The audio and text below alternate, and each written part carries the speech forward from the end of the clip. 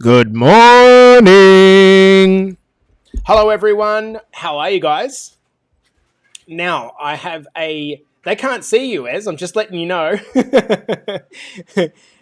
We're sticking Erin, Coach Erin, in the green room for now. We're going to get this episode sorted in 2 minutes. So, guys, if you are coming into this one, let us do know in the comments that you're being part of it. If you do watch this on replay, please hashtag replay in the comments so we know you've been here.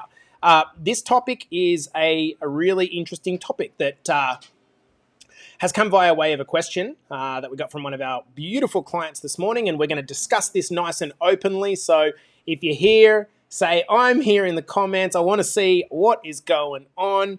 And of course, we will bring Coach Erin out of the shadows very, very soon. I love it.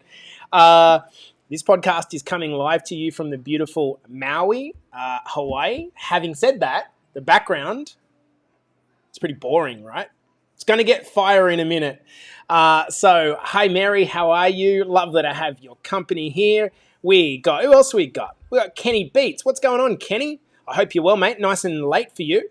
You must have some pool, Ez. It's 10:30 UK time, so happy days. I am here. I can't say who that is, but I love it. JC Ralph, starting to become a bit of a regular, my brother. I hope you're well. We've got Terry Holden. How are you, Tez? Mate, you better not be joining this podcast from underground, Tez.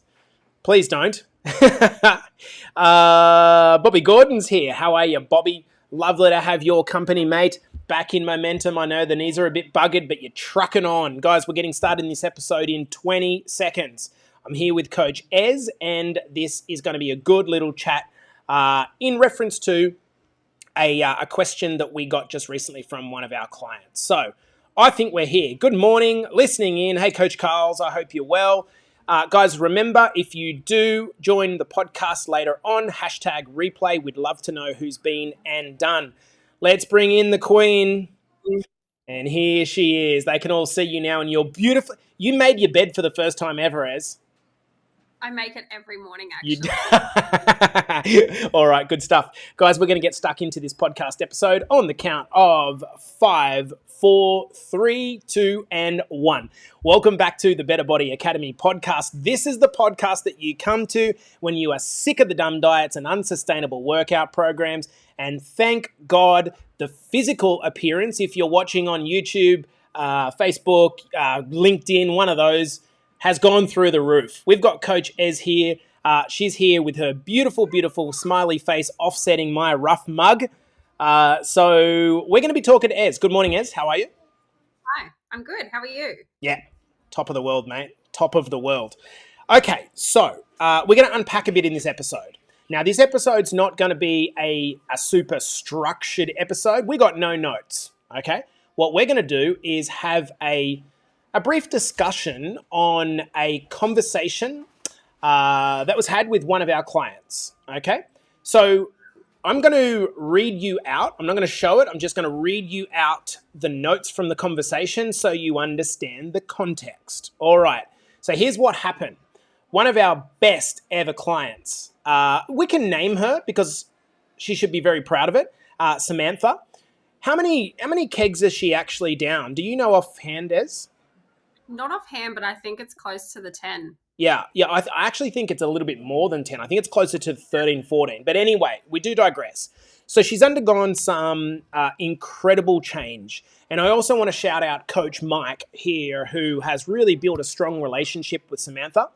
And Samantha sent us a message that she received saying, so nice to see you. Now, this was off a friend of hers or a colleague.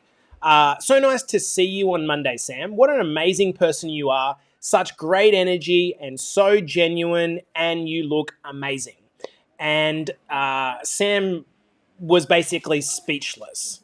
She said, I just don't think people see me like that. I want to believe it, but maybe I'm not ready to hear it. It's a strange one. Okay, so I want to know from the guys watching on live, have you ever felt this level of fragmentation? What I mean by this is you've undergone a physical transformation and some stuff's changed. Maybe you're looking younger. Maybe you're looking lighter. Maybe you're feeling fitter. But then some part of you internally still rejects what's happened physically. Maybe you don't feel deserved of the compliment. Maybe you feel that people are just saying that. Maybe you feel like a fraud. Maybe you feel a sense of imposter syndrome kicking in. This is when you feel that what's being said about you is not actually true. The reason we've got Coach Erin onto this call is because, of all people, she knows what this is about firsthand. Can you talk to this feeling a little bit as on what you went through? So actually first, just talk to us about your transformation. What have you achieved so far, physically? Physically, I've dropped 15 plus kilos and maintained my weight for, about 2 years now. And what I noticed in the beginning, very, very quickly, I lost weight, which, we knew that was going to happen because I followed the plan, but my mindset wasn't as quick as the weight loss. So, yeah, I definitely found myself a lot of the times people would comment on my physical appearance, but, the mental weight that I was still carrying, it was still there. So it was really, yeah, like it was a double-ended sword, really. Like someone's complimenting you, and deep down inside, you really, really want to believe that. But there's just that little thing in the back of your mind going, you don't deserve that compliment. You don't believe that yourself. Yeah, yeah, totally. So just so we can break this conversation up with a really funny laugh, you can tell what's on Erin's mind because she's come up with a double-ended sword. She probably means a double-sided sword. Sorry, I had to call that out, Ez, because I thought that was heaps funny. But yeah, take your point. The double-sided sword. So you want to receive the compliment, but you also subconsciously reject it. Okay. Why do you... So can you talk to me a bit about you'd lost the physical weight, but not the mental weight? Can you try to put that to words? Because for someone that's either not lost the physical weight, they say to themselves, if I could just lose the physical weight, I'd be happy or I'd feel confident. What's going on there? Like, in your own words, try to pull that apart for us a bit. I mean, that's pretty difficult to put into words, but in my own words, it would be that, yeah, when you feel like I need to lose weight, that's the problem. And once I lose the weight, that's going to fix everything. But Right. then you lose the weight and you still don't feel, you still don't love yourself. And I feel like Right. there's a part of you that has lived for so, so long in that mindset of self-loathing and self-hate, not having that love within you, Yeah. that's still there. And you've really got to work on that to actually believe that you are a good person, you do love yourself, and it's probably one of the hardest things that I've ever had to overcome in my whole transformation. So, as an example, would you let's say 6 months in and you're maybe 5, 6, 7 kilos down, would you look in the mirror and do you think you were seeing a accurate reflection, or did you reject the physical that you saw? 100% rejecting it. Really? Yeah. Right. Yeah. I think, there was that level of feeling a bit proud of myself, but I also didn't want to project that out to other people Mm, because I seemed that I was being cocky or that, I was being up myself. And that then having that mindset shot me back to those old, thoughts of you don't deserve this, you're still the same person, nothing's changed. Okay, you've lost the physical weight, but the mental weight's still there. mm, You're still the same person. mm. Yeah. Okay. Were you concerned that with those thoughts circulating, did you feel almost like you were walking a tightrope? As in, at any point in time, the weight actually might just come back on and you wouldn't be able to control it? Yeah, definitely. Early on, I definitely felt that those thoughts that I were having were so strong and just there all the time that it had such a pull on me. I was really worried, and I'd lost that trust within myself that, you know, it was just going to weigh me back down again. Yeah. So let me try to, in my knowledge, pull this apart a bit, because I think you've done a great job in good, simple terms. Let's talk about this from a higher level. We all have an identity. And that identity is not necessarily a fact. That identity is a belief or an opinion that we've formed about ourselves, according to what we see and the information that we've received. So we construct a self-image. I believe, and my mentorship on this topic has come from the great Bob Proctor. To anyone that knows Bob Proctor, shout out. He passed away last year, and this guy was the OG of this stuff. And he would say that the self-image works like an autopilot. If you started a transformation and then you lost a bunch of weight, what ends up happening is at some point in that transformation, your autopilot starts to signal you to get back on track to who you, inverted commas, really are. Do you resonate with that? Yeah. And so the question is, what's the autopilot? The autopilot is the deep subconscious image that we have about ourselves, or just simply our self-image. And so what happens, I want you to go through and work with me, if you're listening to this, on a transformation, the way it goes about it. We think to ourselves, you know what? I'm going to start a fitness transformation. I'm going to get healthy. So we give up chocolate. We give up cake. We give up alcohol. Whatever it is that we give up, fast food. And then we start to see some changes in our body. It's pretty simple, the reason why. We're cutting down on calories. So following the law of calorie balance, if you cut calories, you lose weight. You start to look at yourself in the mirror and you think, wow, like this is incredible. I'm losing weight. The plan's working. But inside of you, your mind is largely the same. So what you're seeing externally in the mirror and what you've lived by for 20, 30 years in your self-image is fragmented. And the job of the autopilot, which is your self-image, is to get you back on course. I think humans are programmed to try to find whatever it is they've lost. If you lose your phone, what do you automatically do? Either try to find it in a hurry or go and buy a new phone.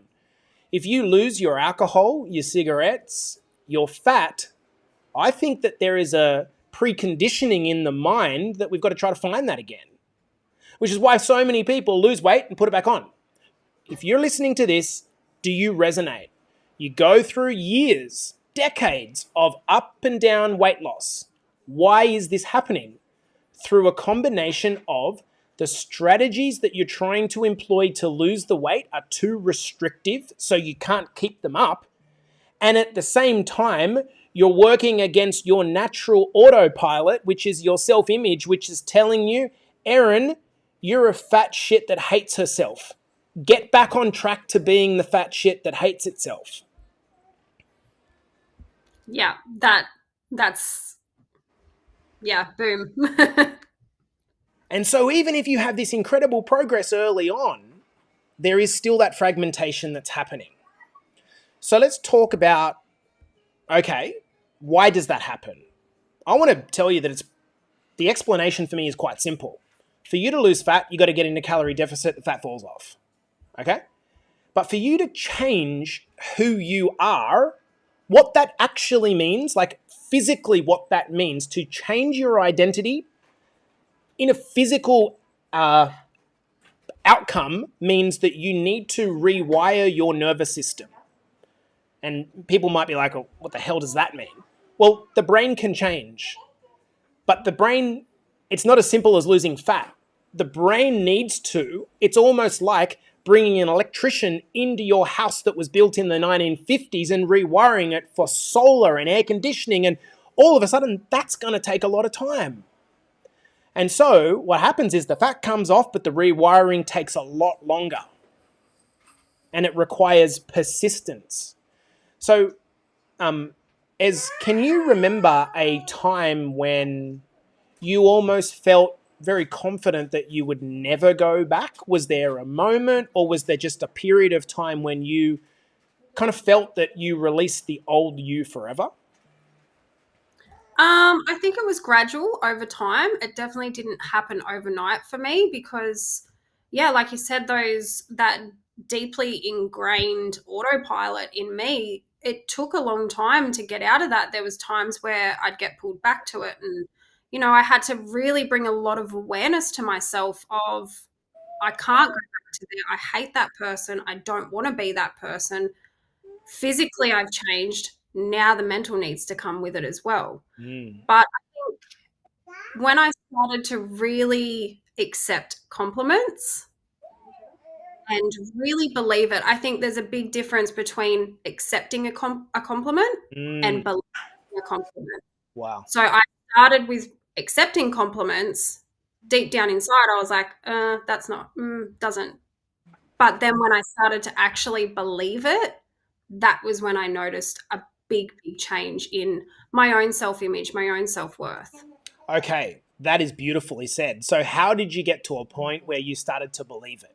Was there a process? Was there a thing you did, or was it just a matter of once you'd almost like eroded out the old stuff because you'd been in it for so long? Like, how did that happen? What happened? It's I probably think there's pretty hard to recall, but No, I definitely think there's a process to it. And awareness, I think, for me is and it has always been the biggest thing for me to override that because, our minds all, like you said, they always just revert back to that autopilot. But if you bring awareness to that, right. that's going to be the thing that makes you go, hang on, I do deserve to feel good. I do deserve to be a better person. I am a better person. Mm. And in the beginning, you kind of feel a little bit like an imposter. But when you start to continuously tell yourself these things and truly, truly believe it, I feel like that's when you start to overcome and it just gets slowly pushed to the side. And then you slowly start to build that confidence back in yourself. Okay, so the transition is it happens when you say awareness was important. So let's say that there was a negative message that was coming through from your self image or whatever it is. Like, what did you do? Can you remember doing something? So as an example, you look in the mirror and you feel a certain way, or you were at the gym and you were thinking, oh, people are looking at me, or whatever the different ways that it showed up and manifested. Did you actually do something? Yeah. So I was actually talking to the girls inside the academy the other day about something that I used to do all the time.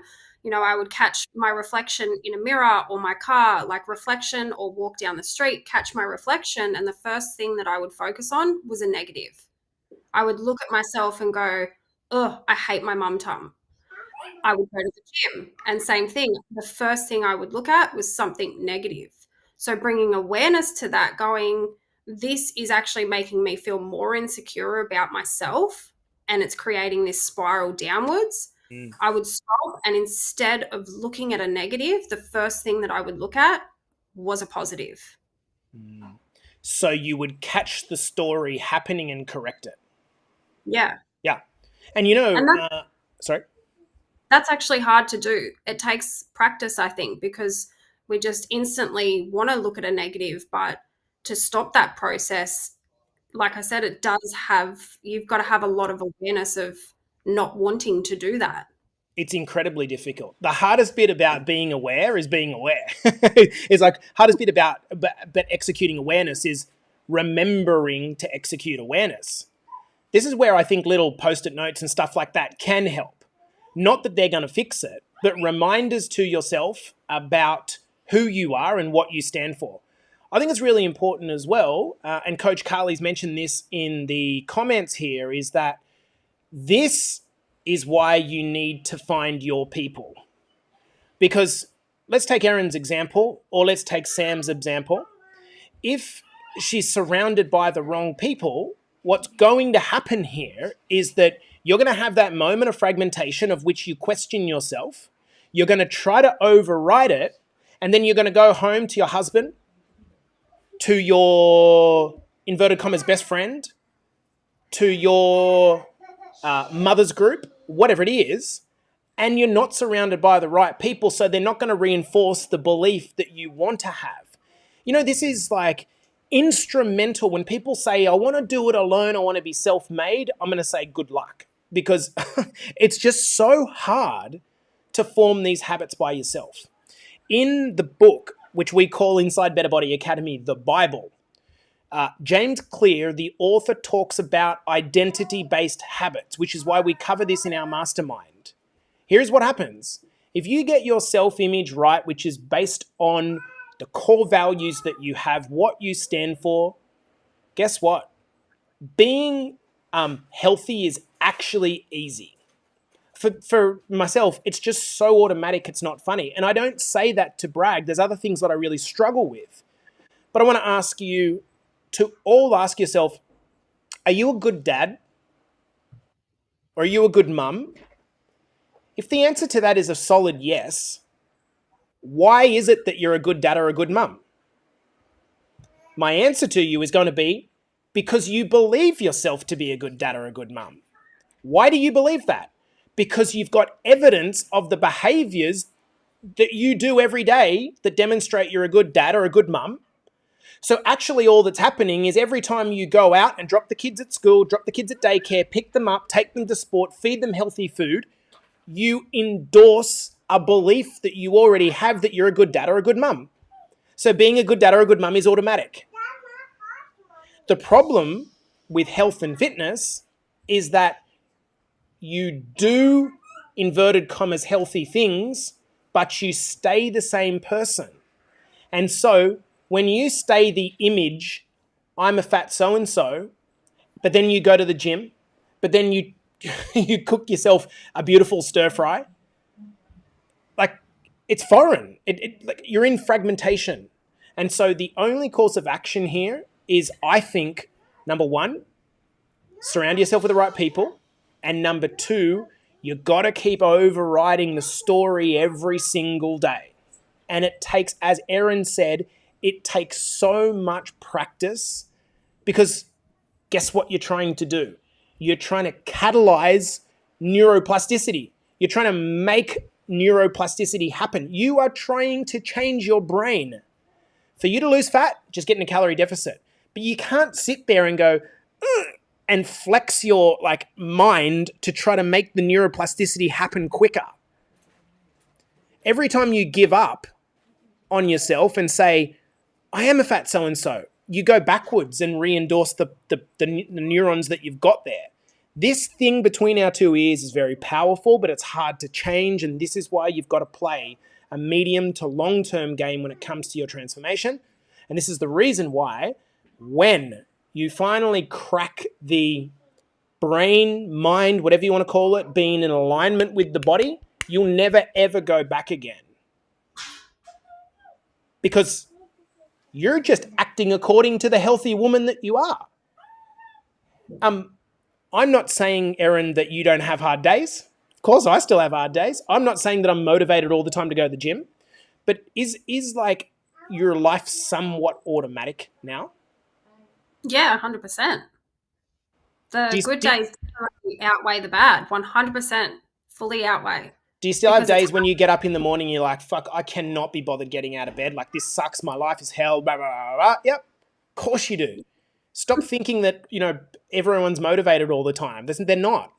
But what happens is, like becoming a really good dad or a really good mum, fitness becomes automatic because you think to yourself, I'm a healthy person. And then actually what happens, and this is the beautiful moment that happens, it becomes harder for you to do unhealthy things. I used to drink, I don't know about you, Ez, I reckon you would have been a 10 beer a session girl, but I could sit down and drink half a carton, but I struggle to drink 3 beers now. And I love beer. It's just because my identity is I'm a healthy guy. So then I'm constantly asking myself, what does a healthy guy do? A healthy guy doesn't sit down and drink 10 beers. Fact.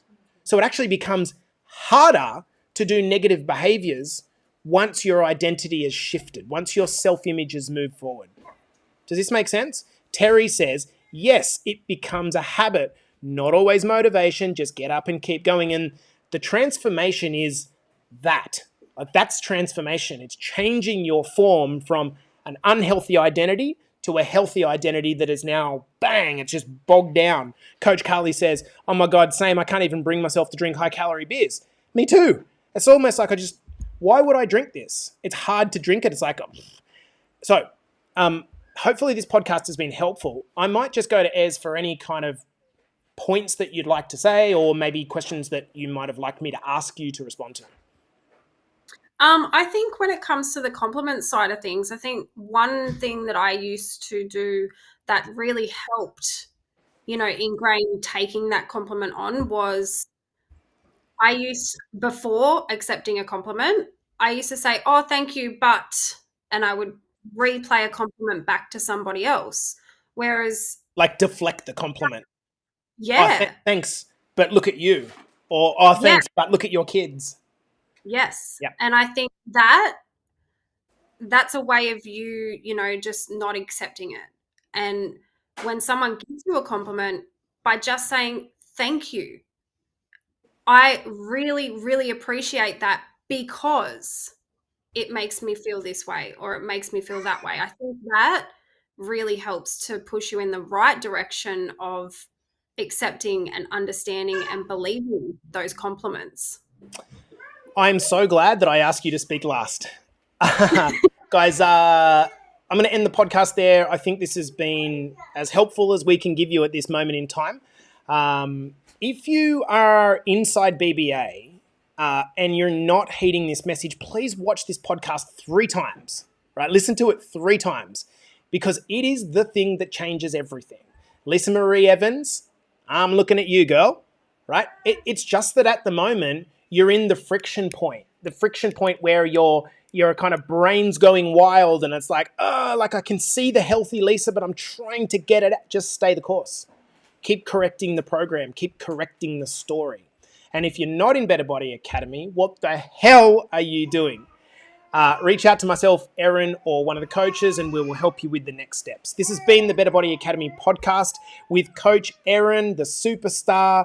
Thanks for coming on the podcast, Erin. Thanks for having me. We'll see you guys in the next episode. Take care.